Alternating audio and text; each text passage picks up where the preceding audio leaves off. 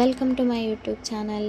Please subscribe ಮಾಡ್ಕೊಂಡು ಈ ವಿಡಿಯೋನ ಕಂಪ್ಲೀಟಾಗಿ ಮಾಡ್ಕೊಳ್ಳಿ. ಇಲ್ಲಿ ವಾಂಗಿಬಾತ್ ರೆಸಿಪಿ ಮಾಡೋದಕ್ಕೆ ಹಸಿರು ಬದನೆಕಾಯಿ, ಟೊಮ್ಯಾಟೊ, ಈರುಳ್ಳಿ, ಹಸಿರು ಮೆಣಸಿನ್ಕಾಯಿ, ಕೊತ್ತಂಬರಿ ಮತ್ತು ಕರಿಬೇವನ್ನ ತೊಗೊಂಡಿದ್ದೀನಿ. ಇಲ್ಲಿ ಸ್ಪೈಸಸ್ಗೆ ಗೋಡಂಬಿ, ಪಲಾವ್ ಎಲೆ, ಜೀರಿಗೆ ಮತ್ತು 2 ಲವಂಗ, ಏಲಕ್ಕಿ, ಚಕ್ಕೆ, ಮೊಗ್ಗು ಎಲ್ಲ ತೊಗೊಂಡಿದ್ದೀನಿ. ಇಲ್ಲಿ ಫಸ್ಟು ಕುಕ್ಕರ್ನ ಬಿಸಿ ಮಾಡೋದಕ್ಕಿಟ್ಟು ಇದಕ್ಕೆ ನಾನು ಒಂದು 3 ಸ್ಪೂನ್ ಆಯಿಲ್ನ ಹಾಕ್ಕೋತಿದ್ದೀನಿ.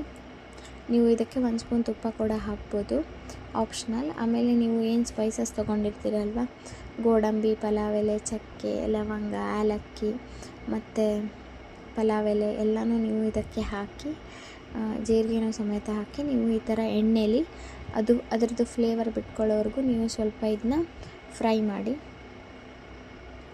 ಈ ಥರ ನೀವು ಫ್ರೈ ಮಾಡಿ, ಅದು ನಿಮಗೆ ಗೊತ್ತಾಗುತ್ತೆ, ಒಂದು ಅರೋಮ ಬರೋಕ್ಕೆ ಸ್ಟಾರ್ಟ್ ಆಗುತ್ತೆ.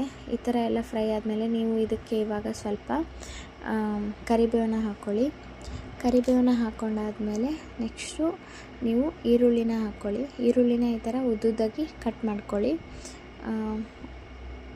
ಈ ಥರ ನೀವು ಈರುಳ್ಳಿನ ಸಮೇತ ಹಾಕಿ, ಮತ್ತು ಇದ್ರ ಜೊತೆಗೆ ಹಸಿಮೆಣ್ಸಿನ್ಕಾಯಿ ಸಮೇತನೂ ಹಾಕ್ಬಿಡಿ, ಬಿಕಾಸ್ ಖಾರ ಆವಾಗಲೇ ಚೆನ್ನಾಗಿ ಬಿಟ್ಕೊಂಡ್ಬಿಡುತ್ತೆ. ಸೊ ಇದು ಎಲ್ಲ ಹಾಕಿದಾದ್ಮೇಲೆ ನೀವು ಇವಾಗ ಈರುಳ್ಳಿ ಹಸಿ ವಾಸನೆ ಹೋಗೋವರೆಗೂ ಫ್ರೈ ಮಾಡಿ. 1 ಮಿನಿಟ್ವರೆಗೂ ನೀವು ಇದನ್ನು ಫ್ರೈ ಮಾಡಿ. ಟ್ರಸ್ಟ್ ಮೀ, ವಾಂಗಿಬಾತ್ ರೆಸಿಪಿ ಅಂತೂ ಸಖತ್ತಾಗಿರುತ್ತೆ. ನೀವು ಮಾರ್ನಿಂಗ್ ಟಿಫನ್ಗೆ ಒಂದು 5 ಮಿನಿಟ್ಸ್ ಅಥವಾ 10 ಮಿನಿಟ್ಸಲ್ಲಿ ಎಲ್ಲ ಹೆಚ್ಚಿಟ್ಕೊಂಡಿದ್ರೆ ರೆಡಿ ಮಾಡ್ಕೊಂಬಿಡ್ಬೋದು. ಸೊ ಈಸಿ ಅಂದರೆ ಈಸಿ ರೆಸಿಪಿ.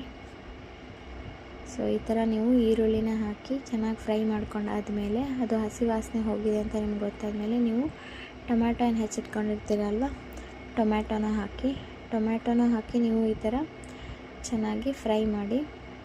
ಅದೇ ಆ್ಯಸ್ ಯೂಸ್ವಲ್ ಟೊಮ್ಯಾಟೊ ಬೇಯುವಾಗ ಸ್ವಲ್ಪ ಉಪ್ಪನ್ನ ಹಾಕ್ಕೊಂಡಿರಿ. ನೆಕ್ಸ್ಟು ಇಲ್ಲಿ ಹಸಿರು ಬದನೆಕಾಯಿನ ಹಾಕಿ, ಇದು ಹೆಚ್ಚಿಟ್ಕೊಂಡಾದ್ಮೇಲೆ ಕರ್ರಗಾಗ್ಬಿಡುತ್ತೆ. ಸೊ ನೀವು ಇದನ್ನು ಆದಮೇಲೆ ಜಾಸ್ತಿ ಫ್ರೈ ಮಾಡೋದಕ್ಕೆ ಹೋಗಬೇಡಿ, ಬಿಕಾಸ್ ಇದು ಬೇಗನೆ ಸಾಫ್ಟ್ ಆಗಿಬಿಡುತ್ತೆ. ನೀವು ಬದನೆಕಾಯಿ ಹಾಕಿದ್ದಾದಮೇಲೆ ಸ್ವಲ್ಪ ಉಪ್ಪನ್ನು ಹಾಕ್ಕೊಳ್ಳಿ. ಈ ಥರ ನೀವು ಅದನ್ನು ಚೆನ್ನಾಗಿ ಮಿಕ್ಸ್ ಮಾಡ್ಕೊಂಡಾದ್ಮೇಲೆ ನೀವು ಇದನ್ನ ಹೇಳ್ತೀನಲ್ವ, ಜಾಸ್ತಿ ರೋಸ್ಟ್ ಮಾಡಬೇಡಿ. ಆವಾಗ ಇಲ್ಲಿ ವಾಂಗಿಬಾತ್ ಪೌಡರ್ನ ನಾನು ಹಾಕ್ತಿದ್ದೀನಿ. ಇದು ರೆಡಿಮೇಡ್ ಸಿಗುತ್ತೆ, ಸುಮ್ಮನೆ ಅದು ಪೌಡ್ರಿಗೆ ಅದೇನೂ ಅವಶ್ಯಕತೆ ಇಲ್ಲ. ಸೊ ನಾನು ರೆಡಿಮೇಡ್ನೇ ಯೂಸ್ ಮಾಡ್ತಿದ್ದೀನಿ. ನಾನು 1 ಪ್ಯಾಕೆಟ್ ಫುಲ್ ಹಾಕಿದ್ದೀನಿ. ವಾಂಗಿಬಾತ್ ಪೌಡ್ರ್ ಮಸಾಲ ಹಾಕಿದಾದಮೇಲೆ ನಿಮಗೆ ಖಾರ ಪುಡಿ ಎಷ್ಟು ಬೇಕೋ ಅಲ್ವಾ, ನೀವು ಅಷ್ಟನ್ನು ಹಾಕ್ಕೊಳ್ಳಿ. ನಾನು ಇಲ್ಲಿ 2.5 ಸ್ಪೂನಷ್ಟು ಖಾರ ಪೌಡ್ರ್